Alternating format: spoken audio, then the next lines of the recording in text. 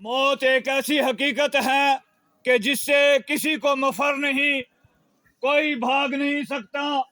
موت غریب کو بھی آنی ہے، موت امیر کو بھی آنی ہے، موت شاہ کو بھی آنی ہے، موت گدھا کو بھی آنی ہے۔ اللہ رب الجلال نے ارشاد فرمایا کل نفس ذائقۃ الموت، ہر نفس نے موت کا ذائقہ چکھنا ہے۔ ہر ایک جو دنیا میں آیا ہے اس نے اس مرحلے سے گزرنا ہے۔ لیکن دوستو اور بزرگوں، جہاں تک میری آواز پہنچتی ہے، ہمارے لیے اللہ رب العالمین احکم الحاکمین نے ایک نظام مقرر کیا ہے اور ارشاد فرمایا ہے لَقَدْ كَانَ لَكُمْ فِي رَسُولِ اللَّهِ أُسْوَةٌ حَسَنَةٌ لِمَنْ كَانَ يَرْجُو اللَّهَ وَالْيَوْمَ الْآخِرَ۔ فرمایا تمہارے لیے رسول اللہ کی زندگی ایک بہترین نمونہ عمل ہے، ہر اس شخص کے لیے جسے اللہ کی امید ہے، جسے آخرت کی امید ہے۔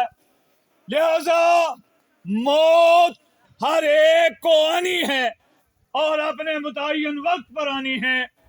اللہ رب الجلال نے قرآن کریم میں ارشاد فرمایا ہے وَمَا كَانَ لِنَفْسٍ أَن تَمُوتَ إِلَّا بِإِذْنِ اللَّهِ كِتَابًا مُؤَجَّلًا۔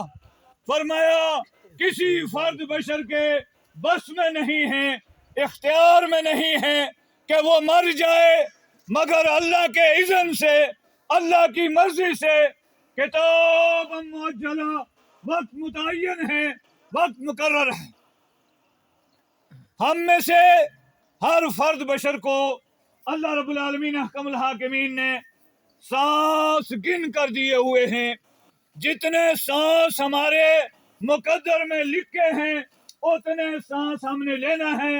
ایک سانس بھی ہم اپنی مرضی سے نہیں لے سکتے، ایک سانس بھی آگے پیچھے نہیں ہو سکتا۔ کتاب مؤجلہ، اللہ فرماتا ہے وقت متعین ہے، اور جب وقت متعین آ جاتا ہے اذا جاء اجلہم لا یستاخرون ساعة ولا یستقدمون۔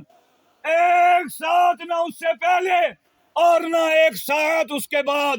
آج ہمارے درمیان سے ہمارے نوجوان ساتھی چلے گئے اور بہت سارے افراد، ہماری مائیں اور بہنیں، ہمارے